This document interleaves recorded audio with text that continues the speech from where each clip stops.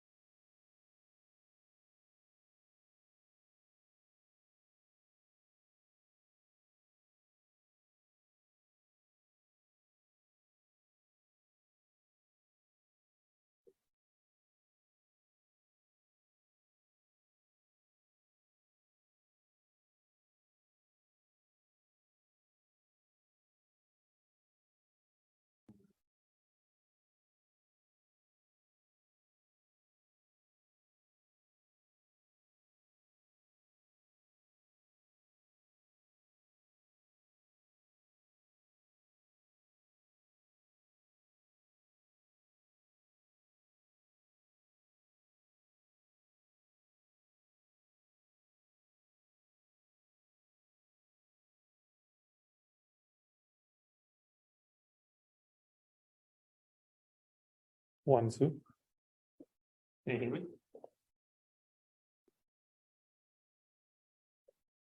One, two. One, two.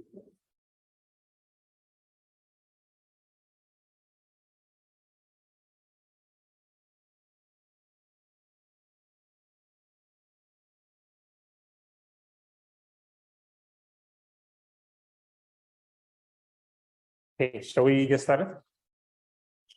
How is the programming assignment going? I think I finished. You're very good. Very good.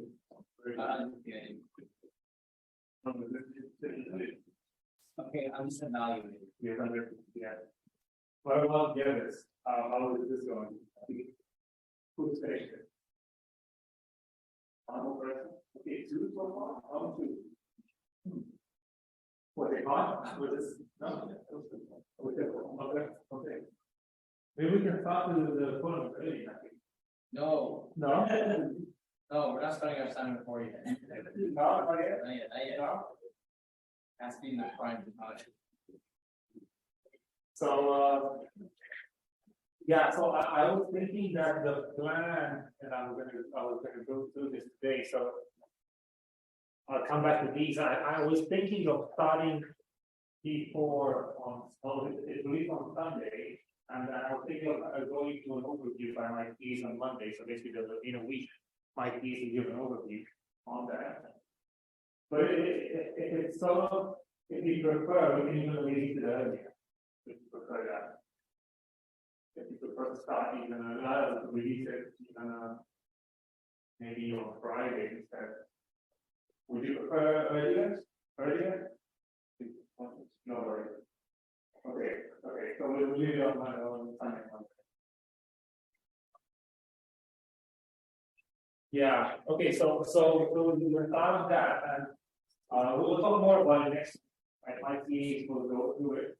The idea is that we'll be working in teams for this one. We'll form teams of, I think, 3, if I remember correctly. So start thinking about it. Like, I think teams of 3. Only if there's like leftover students who, because we're not, I don't know, we are 99, I think it's not. So that's do right. Anyway, if there's anyone who doesn't have, maybe only in there, not that will allow more than 3, maybe go up to 4. But only exceptionally, like the only 3 or 4. is we start thinking about it and discuss it here. So we want to keep up with. And we also have 2 more assignments. So we have P3 that is due on Sunday and worship part that is due Friday. So we have 2 more deadlines coming up. So yeah. And I think we should also have a 3rd quiz with the final module. So we will have a 3rd quiz. I haven't decided yet, but sometime in the last week of teaching, I think maybe on a Monday. Does that sound good? Again, like the normal person, but we'll have to sort of like cover the last 2 modules. Yeah, let's see. Okay, we'll get back to that. Any questions? Yeah. On Canvas, the quiz points are still out of 0. What are the quiz? Yeah, I have to fix that. Yeah. You need to weight the weights of the quiz point towards the final mark, right? The total score of the quiz is still out of 0. So when we got our quiz score, instead of out of 0. Yeah, I have to fix that. So we have also graded the quiz 1. And we're working on 2. Any other questions? Yeah. You can't get a program as on his grade. Oh yeah. I gave that. Yeah. I don't know yet. Yeah. Right, is the grading automator exactly what we're going to get for the? I don't know. I thought my kids. Are they going on that? Yeah. What's the specification for standard form? I can release it. So I can release it early. I should start reading it. But yeah. Sorry. The link is always okay. So we the link is available. So you can basically go on to this one and read by kind of form. Okay. Yeah, I was wondering what makes it a group percent. I was just curious. I guess I should read it. The idea is it's a competition. You'll be building agents that compete against each other. So battle bots that for Pac-Man. Yeah. So basically, it's going to be super fun. We're gonna build these agents that compete against each other, like in a Pac-Man environment. And the reason why we have to do these keys is because we have a server that will evaluate these bots, but it cannot run too many. I mean, even running a few of them will take a while. It will take a very long time. So if we have like 99 individual sufficient, that will take a very long time for the server to run through them all. So that's why we have to work together. And it's quite fun working as a team. So both the team leaders and also the kind of the server run too many information. People saying by I'm all for a server crash. Yeah. Go for it.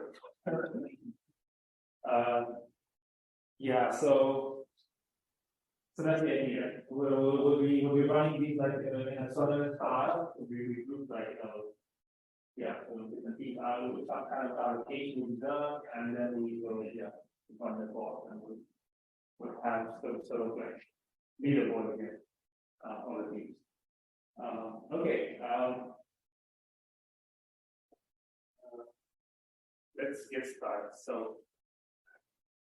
today we'll continue talking about entailment and propositional logic as we were speaking last time. Let me close that thing. Yeah.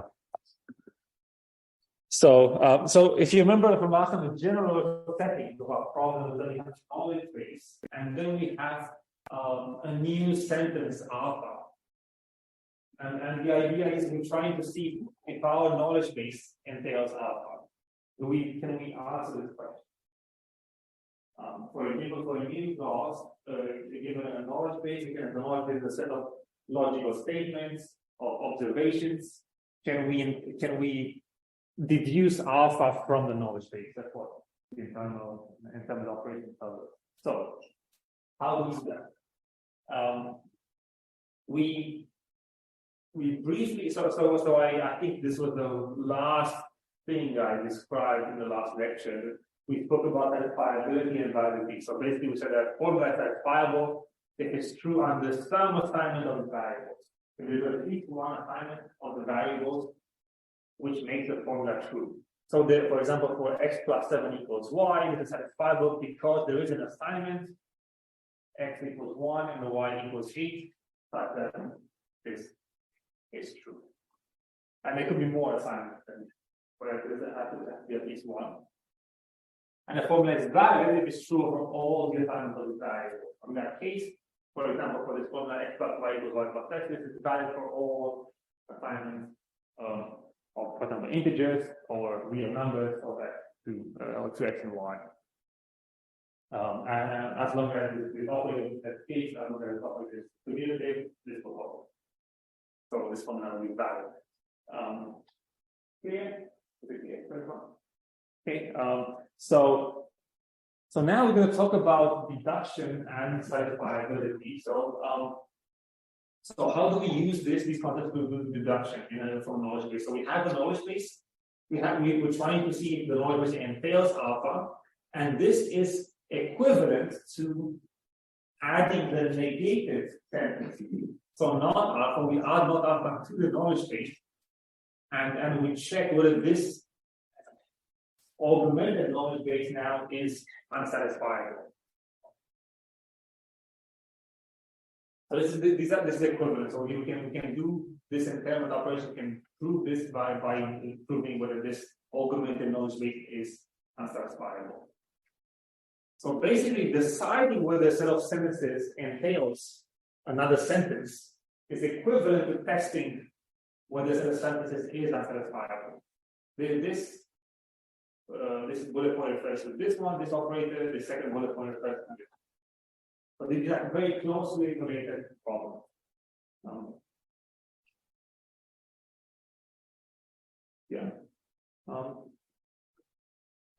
So let's bring another concept that we need to build on this of the idea of complementary literals. So complementary literals are basically these kinds of sentences, P or not P. So for example, the complement of P is not P. The complement of true is false, the complement of false is true, the complement of A is not A, the complement of the car is okay is not car is okay, and so on. So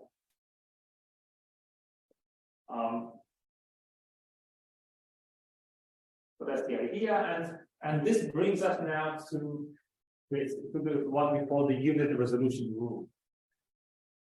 I just realized that we hide this as well.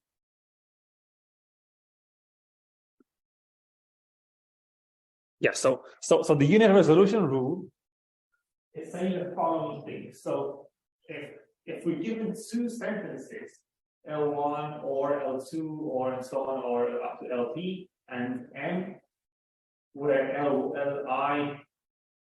up to LP and M are all literals, all of these are literals. This should be 1 instead of I. And M and Li are complementary literals. So if now M and Li are both complementary literals, then we can infer this following clause that we can infer L1 or up until Li minus 1 or Li plus 1 up until LP. So everything without Li here, because Li was a complementary literal with M.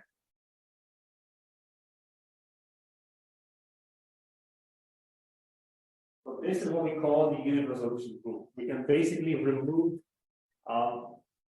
the middle sentence. So let me write it on the board. So you can sort of visualize it like this. If we have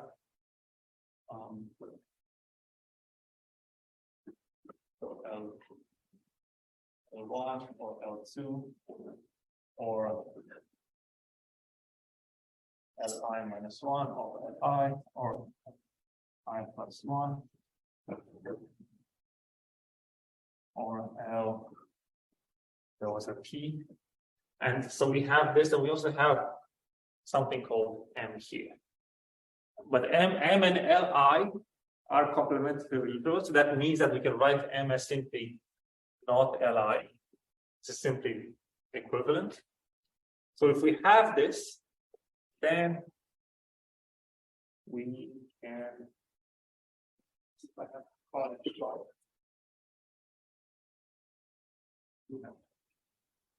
Oh yeah, I can use this one. So in that case, we can simply cancel them out.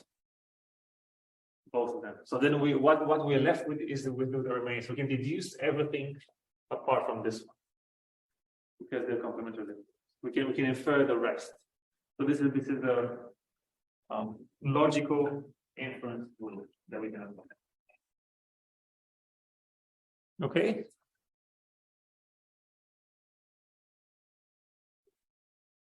So let's do an example of how this would work. So we have again the car example. We have the fact that not engine starts or the car is okay. And we also know that the engine starts, there's an observation. And then we can infer from this that the car is okay. By applying the previous, by applying this rule. So, and notice how the first rule is equivalent to the implication, right? The engine starts implies car okay. These are equivalent. This is how you can write. A implies B if I does not A or B. And here, if we apply all exponents, we saw last week, we have what? We have P, we have this one actually start with P, we have P implies Q, and we start implies okay, and then we can reinfer Q. Imply that. Okay.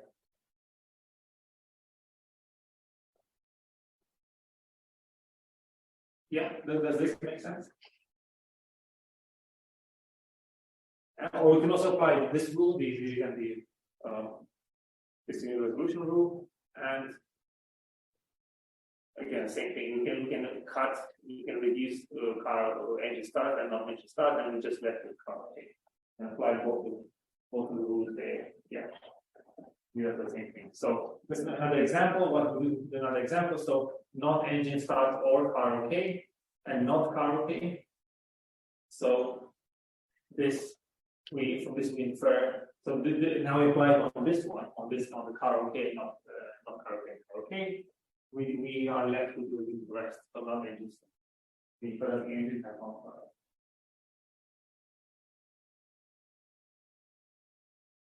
And this is also this particular rule is called modus tollens, which is again another rule that was known by the ancient Greeks, where again we have not Q and P implies Q. You can basically infer from this not P. Notice how this is different from the modus tollens from before. Because now we're given not Q here instead of P. Yeah. So let's do another example. So again, also with the car. So not engine starts or flat tire or car is okay. And we give it an engine starts. We don't have a flat tire. So far these are our what we call our knowledge base, right? So this is what we did. We have a rule and we have two observations. The first one is this one and the other one is so from here we can deduce the following. We deduce that flat tire or car okay. And how do we do that? How do we deduce this on line 4? So we apply what is shown here on the slide. That we apply the inference rule from lines 1 and 2. So we use lines 1 and 2 to apply a rule. The rule is not written down on the slides, but it's easy to see. We apply the inference rule for the unit resolution rule, and we basically get that we simplify this one. The engine starts. We see the engine starts. We simplify it out, and we write out that a flat tire or car. Yeah. We apply the unit resolution rule from sport. Give our lines 1 and 2. Then we infer car is okay from 3 and 4. So we use line 3, which is not, we don't have flat tire, we use line 4, which is flat tire or hierarchical. We again apply the infinite resolution rule, and we get the car is okay. We go back again. So, yeah, does this make sense? We apply this twice. We can do differently. First time we apply it on 1 and 2, and we simplify the engine starts. We cut out engine starts because these are complementary literals. And then we apply it on 3 and 4 with flat tire. Any questions? That's probably perfect. Does it make sense?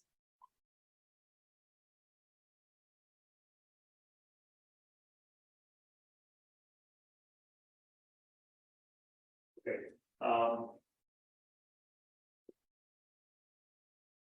So another thing we can do is we can also detect unsatisfiability. So basically, if we reach a case where we have car is okay, and then the car is okay, and the second this car is not okay, then we realize that it's not possible. It's not satisfiable. You cannot have an assignment of true values to any of these that basically makes it whole or invalid. We cannot have it's not satisfiable. So basically then we derive false results. So there's no way we can satisfy these.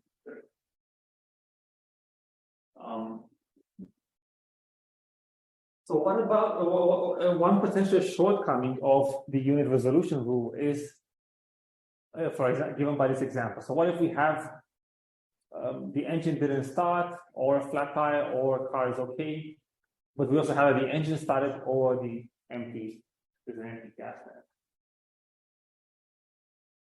So in this case, we cannot apply the rule. We cannot infer anything from this because it's only applied on single literals. So this Li here, it can be a composed sentence of many different literals. It has to be a single literal. This L. So we cannot infer anything. So in this case, so what does this mean? It means that this particular rule by itself is not complete. Remember the definition of completeness? What does complete mean? Summary. Or whatever does complete mean. We can find a solution. We can find a solution, yes. So it means that for all true sentences, it can find a way to infer. And here so by finding this rule, we cannot infer anything here. And actually, we can infer something. So this brings us to what's called the full resolution rule, which is basically now the complete version of unit resolution. So given two sentences, L1 or L2 or LP, and M1 or M2 or MQ, now we're L1 up to LP, M1 up to MQ are all literals. And Li and Mj are complementary literals. Now we can infer the following things. So from this, we can infer that we get L1 up until Li minus 1, and Li plus 1 up until Lk. This should be P here. Sorry, this is a little typo here. Should be always P, and then M1 up to Mj minus 1 and Mj plus 1 up until Mj. Sorry, this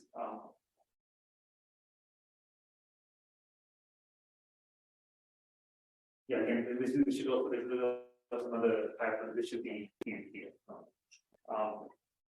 So basically here, we simplify Li and Mj. We get rid of that.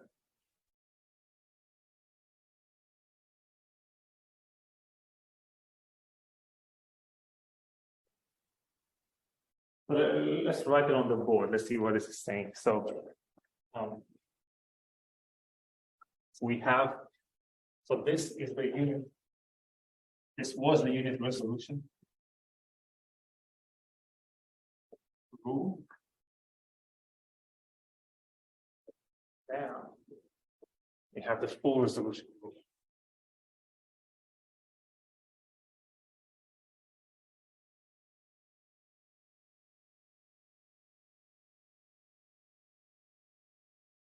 given L1 or L2. And a particular Li and Mj are complementary, so we get Li minus 1 or Li or Li plus 1. So P.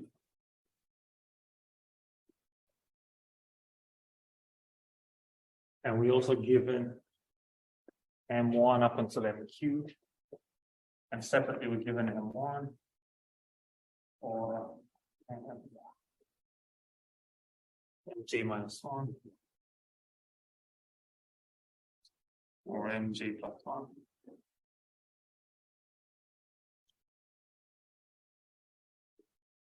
Or MQ. So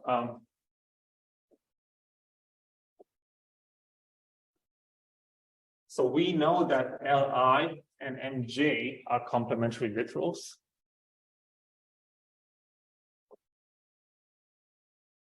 Which means we can again cancel them out. So Li and J complementary literals. Yeah, so we can cancel them out. We cancel Li and Mj, and this gives us all the other terms, basically, all the other terms apart from these two. That's what the rule is saying. So we get, and also with an or. So basically, we get this whole thing, or this whole other thing, basically. So we get it as a composed sentence.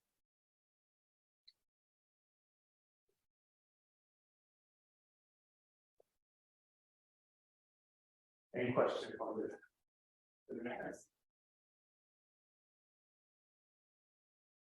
Okay, let's see an example how we do this. So again, in our previous example, so we had again not engines, the engine doesn't start, or flat tire, or the car is okay. And separately we have the engine starts or the empty gas tank. And again, we apply the full resolution rule.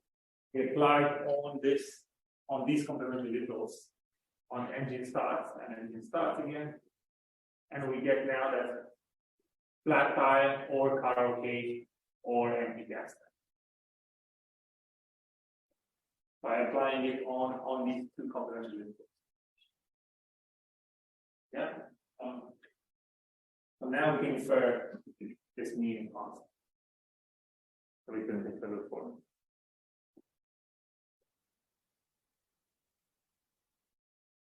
Okay.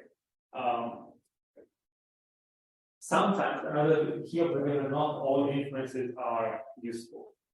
Sometimes we can infer trivialities. So for example, again from this example, if you replace the previous example with this one, well, now we have flat tire in both of them as which literals, flat tire and not flat tire. And the same for not engine start and engine starts. We apply the rule and we reduce it not flat tire or car okay. And what do we have here? What is this? Not flat tire or flat tire. What is this? True. It's always true here. This thing is always true regardless. So actually we haven't inferred anything useful in this case. It's what is called tautology. It's always true and it's not useful for yeah. This will always be true, so it's not actually. So in particular, now the full resolution rule that we also have on the table now on the blackboard is sound and complete probabilistic logic. So sound means you can always whatever we deduce from it is true. Actually is true, and complete everything deduce all the true statements from the knowledge base, not from knowledge base, from the model. So both are hard to use. However, to apply it, so one problem with it is that we have to basically bring our formula to this kind of expression where we have these ors in all these or forms, or what I call disjunction basically. So this is also these ors are also called disjunction. So the or symbol is junction, whereas the and is also called the conjunction.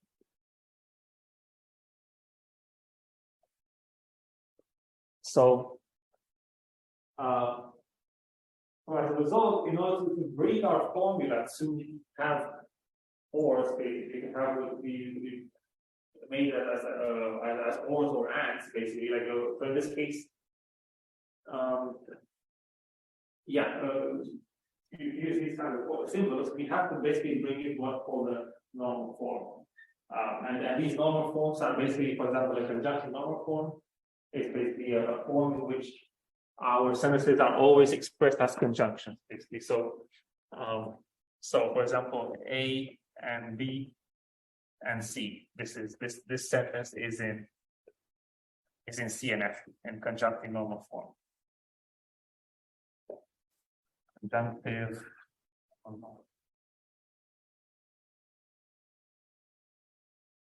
Yeah, does it make sense? So we have to basically bring our formula into something like that. If we have, for example, implies, implications, or if and only ifs, or equivalences, we don't apply these rules. So let's see an example of a formula which has, for example, an if and only if, and how can we bring it to what's called a conjunctive normal form. So we write it as like this, as a series of conjunctions, A and B and C. How do we do this? So this is our sentence, V11 if and only if P12 or P21. So this is, for example, from the Google form, where this was a 3, this was a 5, these were the fifths. So the first thing is that we eliminate the if and only if, and we replace it with this formula. So we know that if alpha if and only beta can be written as alpha implies beta and beta implies alpha. So it's a formula that is known, and I'm hoping you've seen this before. And now we can basically apply it. So then we rewrite this as B implies P12 or P21, and P12 or P21 implies B. And now the second step is to basically eliminate the implied. Yeah, so we replace it. So we use this rule where we replace alpha implies beta with not alpha or beta. And now we get the following. So we turn this implication to not beta or P12 or P21, and we turn this implication again into not P12 or P21 or beta or B.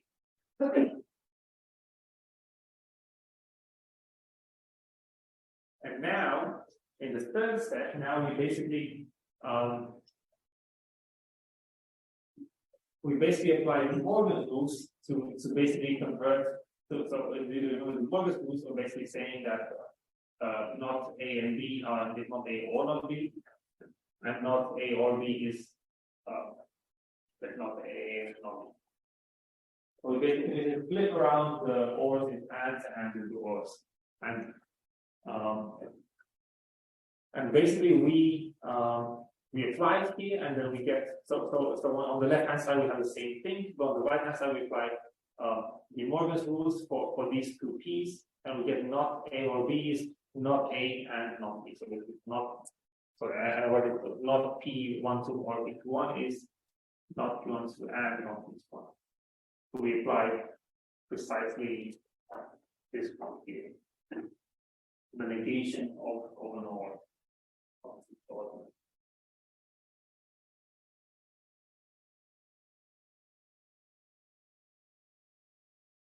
And now as a fourth step, we apply distributivity.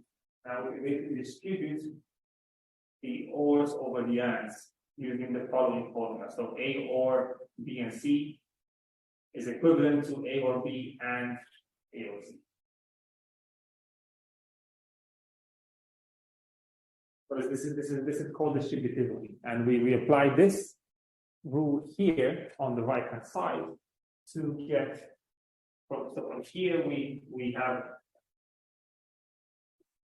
which one is the element we're distributing over? Which one is this A, for example? Okay. Sorry, again, B11, yes, correct. So we're applying this rule over A here, which is common here. So A is factor on the outside. So this is our B11, and we have B11 or not B12 and B11 or not B21. Yeah. The whole reason why we're doing these steps is to bring our formula to what's called the conjunctive normal form, where we now have it as a series of multiple and statements, which will be linked with the conjunction. That's the whole reason why we're converting our initial formula to something like this. Notice it's much more complicated, but now when we have it in this stage, we can basically apply these rules that we couldn't apply before. That's the reason why we do.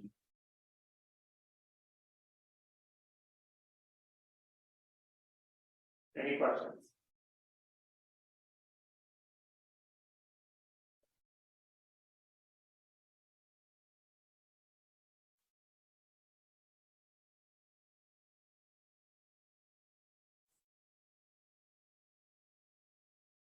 So yes, so the set of clauses we get at the end, you see here we have these conjunctions. Now we can basically express it as a knowledge base. We have these three clauses. You know, the first group, second and third, where we now have a series of words. So now you see how basically you apply this to that, and we can basically apply one of those rules, one the unit resolution rule or the full resolution rule on these set of clauses. Because we can break it apart.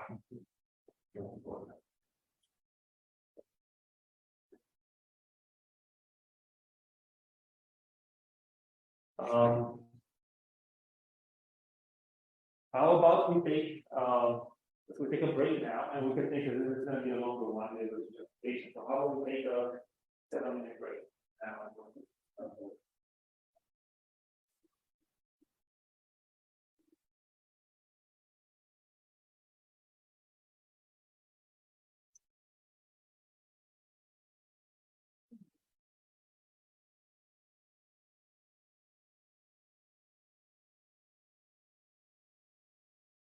Hello. Like a week or two of the textbooks.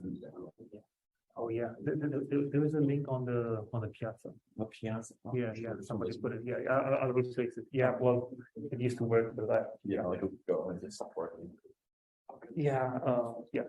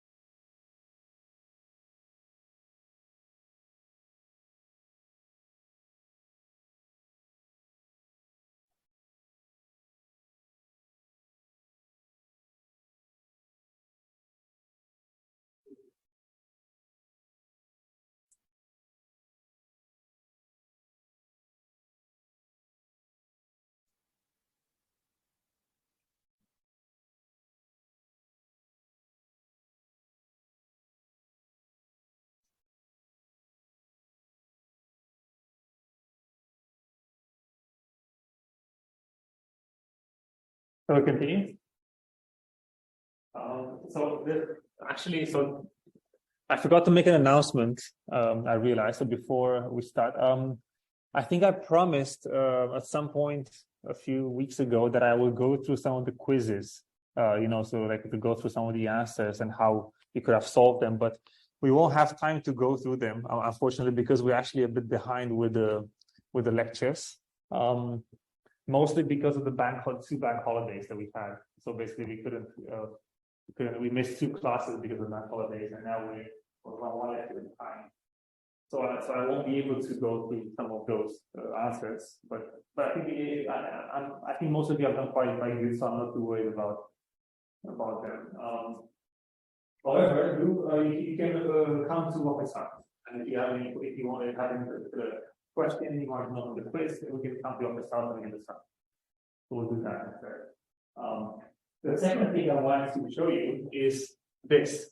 Is something called ConceptNet before we resume the class, and ConceptNet is a database, is a knowledge base basically of many logical statements, and that are used basically to create these to do logical reasoning. So for example, you have all these kinds of concepts like for example, and relations. So for example, something is a semantic network, considered as a semantic network. It has, and it has these, and it has all these kinds of relationships. Like a knowledge graph has a common sense knowledge. This common sense knowledge is part of something else, and so on. And it has, this concept is useful for natural language understanding, and so on. It's made of several components. Has a web API, which is used for JSON LD, has different properties.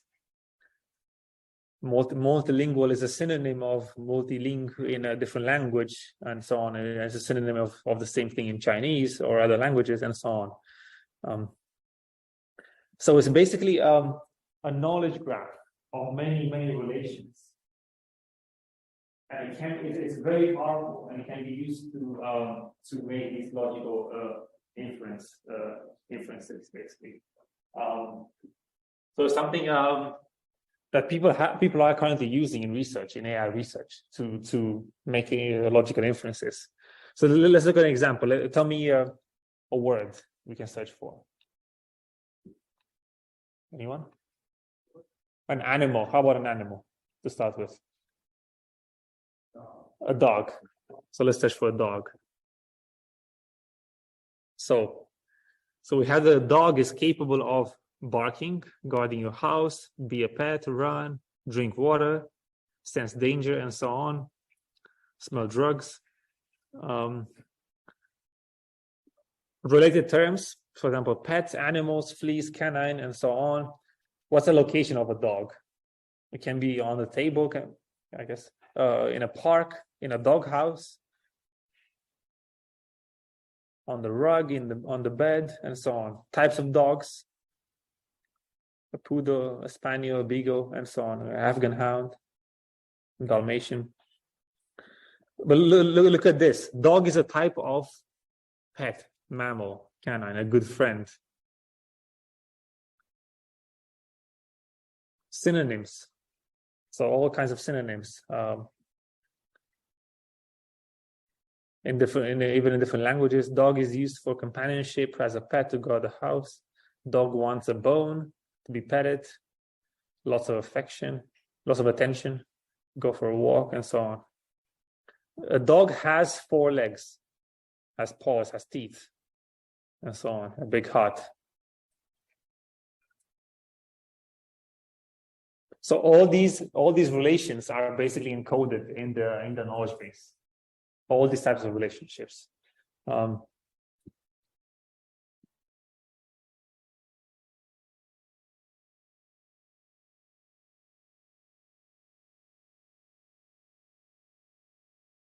Yeah, it's the same thing if we search for something else like let's say a door. Again, so types of doors: a car door, a fire door, screen door, stone door, swing door, trap door, and so on. Location of a door in a building, in an apartment, and so on. These are all kinds of concepts we need to have a knowledge base. A door is part of a house. A door has a handle, and so on. A door is used for separating rooms, for controlling access, entering a room, and so on. A door can be open, closed, locked, and so on. Any questions on this? Does it make sense? Because people have been building up all these knowledge bases to be able to do in the logical inference.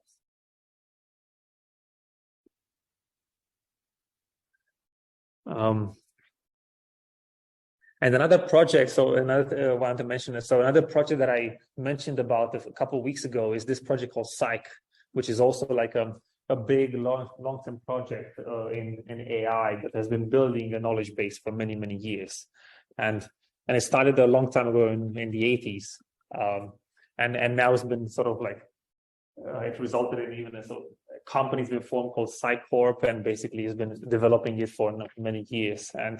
And these are, if I'm not mistaken, the biggest knowledge base, and also the longest AI project that's still continuously running as of today.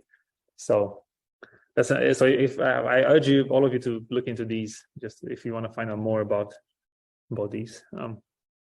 Okay. Going back to our lecture.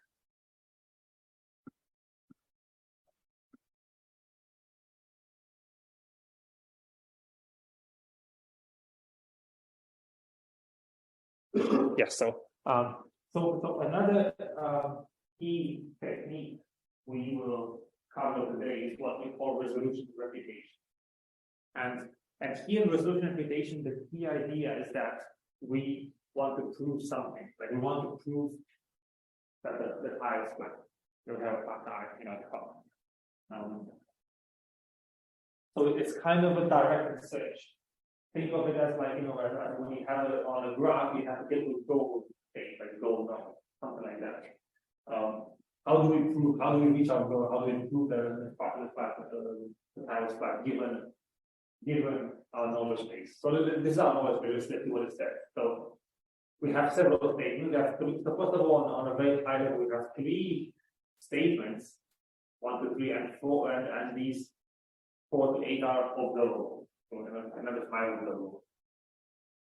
So we have statements: the batteries are not okay, the bulbs are not okay, or the headlights work. Battery is not okay, starter is not okay, empty gas tank, engine starts. Engine didn't start, flat tire, car okay. Yeah. Or and we know the headlights work, we know the battery is okay, we know the starter is okay, we know we don't have an empty gas tank, and we know that the car is not okay. How do we prove that our tire is flat? Given this. So look first of all on a first glance, it's not obvious how you actually first of all how you prove it, and secondly, it's not obvious that the tire is flat. You have to make several deductions there for this. So let's see. So the first key step we do when we do resolution refutation, we start by adding the negated goal. So we want to prove that the tire is flat. So we add the negation of that to our knowledge base underneath that. As for example, so we added not flat tire. And what do you think? Why do you think we want to do that? Why can somebody have a guess? Why do we want to do this? Have you seen anything similar before? Yeah. Yes.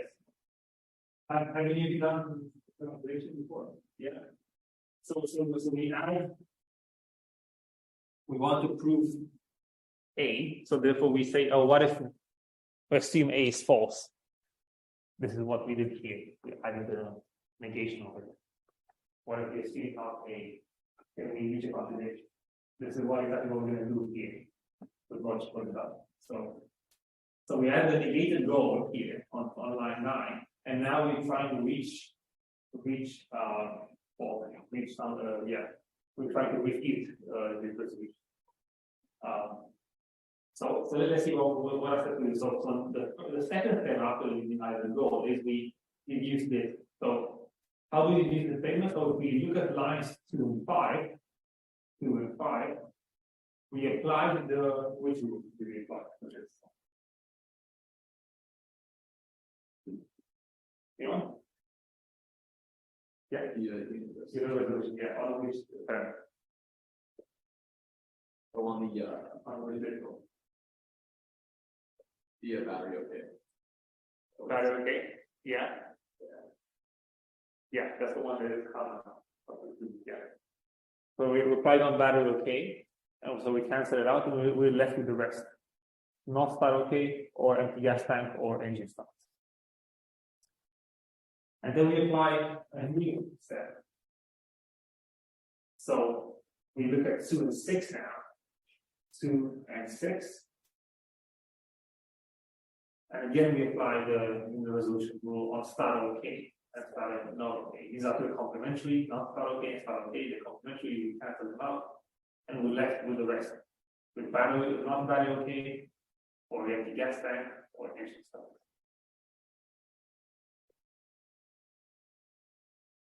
And now on 12, we apply the resolution rule on 2 and 7. So on 2 and 7, we apply the resolution with not empty gas tank and empty gas tank, and we cancel that out, and we get not battery okay, or start okay, or engine starts, which is whatever was left after taking this out.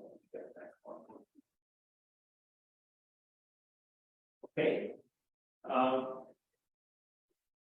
And then we apply it on 3 and 8. So with the complementary, not car okay and car okay. These are complementary, so we cancel out, so we can get not engine start of that tire. And then we apply with 3 and 9. So what do we get? So 9 is not flat tire. We use this one. So what we get is not engine starts or car okay.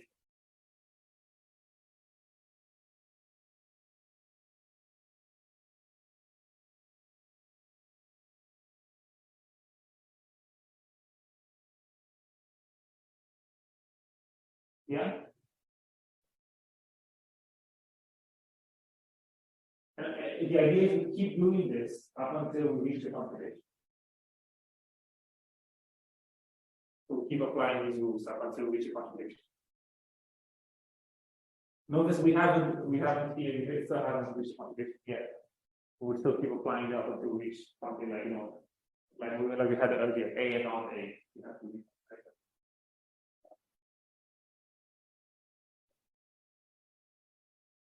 And notice how it can be sometimes like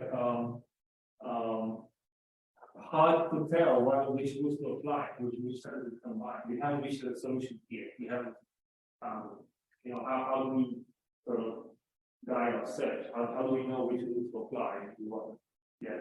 I'm kind of wondering why don't we combine the 10 and 6 after we got the 10, but go back to 10 and 6. Yeah. Yeah, so you cancel start okay, and you let the empty gas tank or engine start. Yeah. That's why we cannot think 3 times for another day number 2. Do that again. So I'm kind of wondering like why don't we directly to come up with number 6? So instead of that, we use number 2 to come up with that number 6 again.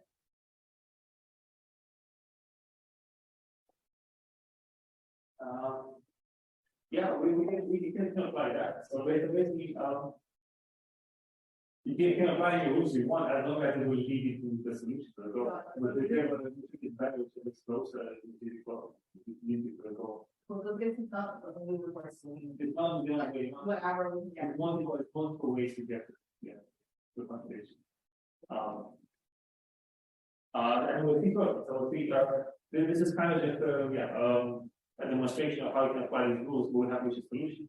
And what I want to show you is that we can blindly apply certain rules, like these kind of rules, but still not know where which direction you go, and if you're going in the direction towards the goal. So this brings us to search strategies on which we've seen before on graphs. The previous slide, Yeah. you applied Multiple what? states into, like let's say you add lines 5 and 6 to line 2 at the same time or no? No, we don't have the rule for that. So you can only apply it based on like a set of rules. You can actually get if you develop a rule that is soundly complete, for example, well, not say complete, but it's sound that uses three, like if you use three thoughts, then you can apply that.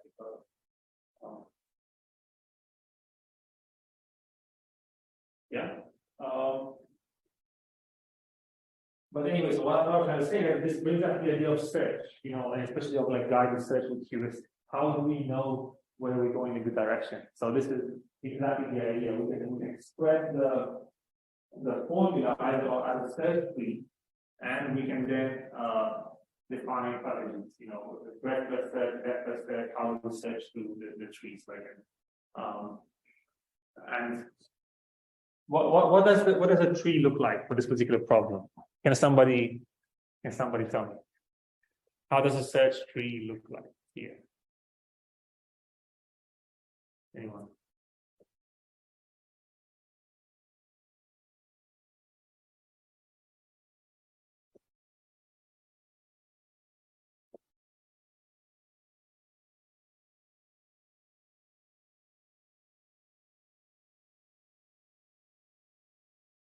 So we have a node here.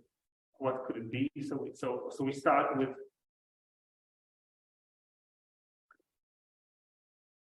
with our knowledge base, right? The set of all those clauses. And then in each action that we take, let's say, what action, actually these actions, because we're not in MVPs, but in each decision that we make, so each decision node that we expand, we can basically apply some clause. Like for example, we can apply clause 1 and 2 with unit resolution with a particular rule, or we can apply 1 and 4 with the full resolution rule. This is how the particular and then we reach new nodes that contain the knowledge base and some new sentence statement alpha that was deduced from this. So these imply a new statement alpha, and we add it to the knowledge base, and we keep expanding like that. Yeah. So we can decide. This is a big branching factor here to decide on all of these. Like in theory, what's the branching factor for our problem? How many decisions can we make? For example, yeah, like 9 of them. Yeah, for each statement per second. For each so here for the next one, why 9? Why 9? Yeah. Because there's 9 things that are knowledge based. Yeah. But there's a bit more than that. Because again, a combination, right? You don't have 9 because you have for example, you can combine 2 and 5, for example. You can combine any I with any j, then it might be like 9 times 9 minus 1 equals 2, almost. It makes sense, but 9 squared. And then you also have the sign of which rule you apply. You apply again more rules. Approximately. So sometimes you might not be able to combine any arbitrary sentence 5 and 6 in 5 rule in general, but we have a big branching factor. Yeah. Okay. So let's see. How do we do that? So one heuristic that is popular and common to use here is what is called the set of support heuristic. And here the idea is that at least one ancestor of every inferred clause has to come from alpha. And remember, alpha is our target. So alpha is the flat tire we had earlier, is what we're trying to, is our goal, is what we're trying to prove. So remember here, when we started here, we actually at least in resolution computation, we have to also should have said this alpha is right. So this is our negated clause, right? Actually, I could even add that not alpha that we just added to it. And maybe I'll call this a beta instead. Just separately then. So that's a new sentence beta that we add. So this alpha is our negated goal that we add in the resolution computation, and what we want is that we want at least an answer to contain alpha, basically. We want at least one answer to come from alpha. So let's see an example here. So with a set of supports. So we have the same thing as before. Now instead of 4 terms, we just have like A, B's, and C's, but just for simplicity. Again, we were trying to prove we added the not flat tire, not F, because we're trying to prove F. So we're trying here to add a not F and try to reach contradiction. So again, so we what do we do? So we apply 9 and 2, 9 with 2 to deduce. So not F and F here cancel out, and we get not B or not D or E. So notice how now we chose to apply a rule that contains our negated goal. That's the difference from before. Before we didn't have we were applying these random rules kind of blindly, if that makes sense. But now we have this heuristic that tells us that we have to make use of this negated goal. And then we build up on, again, we apply a new rule now with 10 and 5. And why do we choose 10? Because 10 has an ancestor that has the goal state, not alpha. That's why, which again, so we have to, so we're applying 10 and 5, and B is the complement literal. We cancel them out, so we get not D or E. And we apply it again on 11 and 4, and we get, so now the D is the complement literal, so D and not D cancel out, and we get E here. And what happens now? Yeah? Say louder. 7 and 12. Yes. Exactly. So here we get a contradiction with 7 and 12 because we had not E here given before, and now we reduced E, so that we get falsity. So that means that our so that means these contradictions, which means that not F could not hold, so therefore we proved F through what we call resolution anticipation.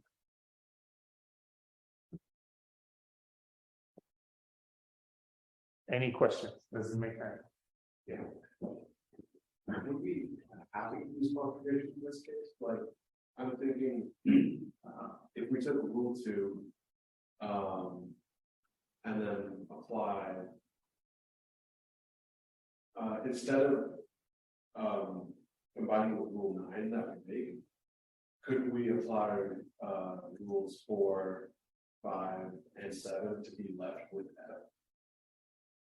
Mm-hmm. So would that not be proving that F through?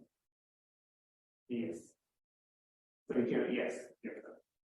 You take 2 and you combine with 4 and you apply unit resolution. Get rid of B, then you get rid of B by applying combining with 5. And then you get rid of E on 7, and then you can still left with F. So you can do that as well. This is a forward searching strategy because it's starting from what you were given and you reach the goal. Yes, this is kind of more of like still almost like a backwards search strategy. We started with from the end and go to the gate and we reach the contradiction. So basically both are good. Yeah, but that's the difference of searching. So that's if you remember from previously, this when we spoke in last lecture, this is what we also call forward chaining. What we said. So we apply with these rules. You start from the known facts and you make progress forward in time. Yeah. The only hard part about it is that so you have been able to see the path, the optimal path that which rules to apply. But in practice, imagine if you have to apply 100 rules to reach a conclusion, it might be quite hard to see what's the optimal path, and need to have a way to sort of guide that process, that search, if that makes sense. Because imagine if you're trying to prove a theorem that hasn't really been said, like a 100%, then that'll be quite hard. Very complicated. That'll be hard to prove. They're both good. So also forward methods and backward methods are both good. They all have different pros and cons. So yeah, for some problems, one of them might be better. Any other questions on this? No.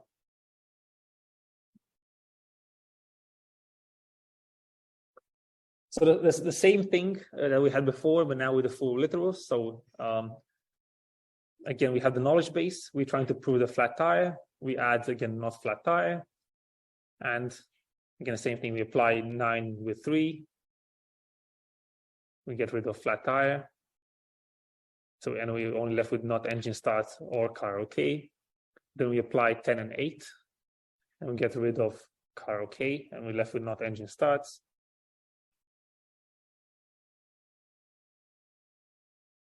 Then we apply 11 and 2, and we're left with not battery okay, or not start okay, or empty gas tank. Then we apply 12 and 5. So this one 12 and 5, and we remove battery okay. So we're left with only not start okay or empty gas tank. Then we apply 13 and 6. 13 with 6, so we get rid of not start okay, and we're left with only empty gas tank. And now we combine with 7, again we get a contradiction. So we get falsity from this.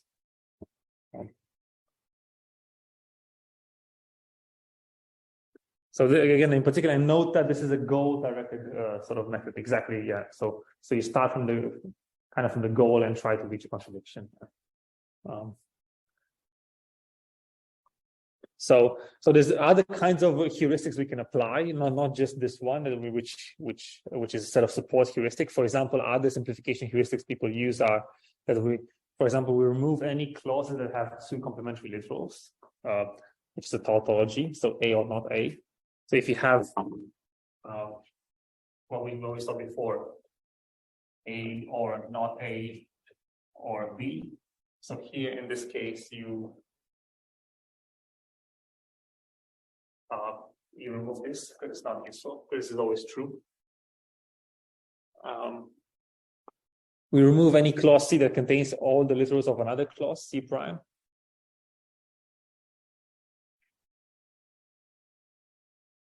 Yeah, so if we have A or B or C, and if we have A or B, yeah, so this one is included within this one, then we can simply cut this one. Or if a symbol always appears with the same sign, we can remove all the clauses that contain it. So if it's a pure symbol. So let me show you an example of that, of this pure literal. So for example, in this example, so the headlights work. Notice how headlights work only appears as it is. It doesn't appear with its negation. It's not headlight work in any of these statements. So in that case, we can simply remove it. We don't care about this particular symbol.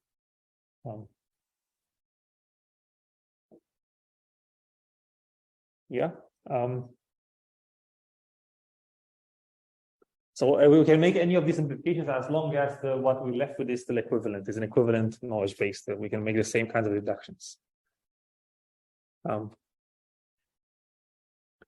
So again, to review some important properties. So if again, if the knowledge base can infer alpha through our procedures, through our logical rules that we define these kind of rules and procedures, then we basically have the knowledge base entails alpha. This is Q, sorry, Q. So Q is true on the logic. It can be inferred from our procedures. And that means our procedures are, what do we call this again? What's the first one? What's the property? What is this one called? Sound, yes. The first one is soundness. If the knowledge base can be inferred, if the knowledge base can be inferred Q under our procedures, then it is true. It can entail. And if the knowledge base entails a particular Q, which means that the Q is true, then it can be inferred with our rules, with all these rules that we define. And this is completeness. Yeah. So I hope these are really key concepts that should be learned from these classes and from this logical reasoning and we'll see in the next lecture actually we'll cover something much more interesting, which is the first order logic, which are more advanced. We'll have more quantifiers, we'll have formal and exist. And and then afterwards, next week we'll start talking about Bayesian inference, about the probabilistic reasoning, about the reasoning and which is a really powerful technique for the using machine. So I think we'll stop here and we'll continue with the logic.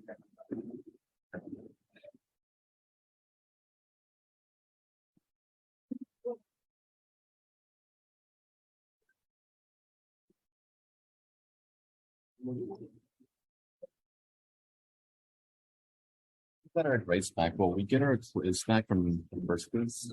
What do you mean by get a quiz back? To know what we sheets? got wrong. To know what question you got wrong. I don't know. I don't know. Oh, that's fine. Let me think about it. Like, okay, yeah. So should we still go to your office hours tomorrow to go over the codes? So if you have any questions about a specific question, come to your Is it over in general in your office hours? Is that too much? Sorry? Can we just go over in general in your office hours? Is that too much? I don't know. I'm happy now because as long as there's a time. As long as the time and I don't want to stick out everyone else's time. Yeah, That's fine. Yeah. Okay, gotcha. Okay, thank you. Is your office hours normal time or is it still changed? No, normal now. Okay. 6. Okay, so it's not like ahead of time, like 1 hour. Yeah, that was just last week because I had those. Okay, thank you.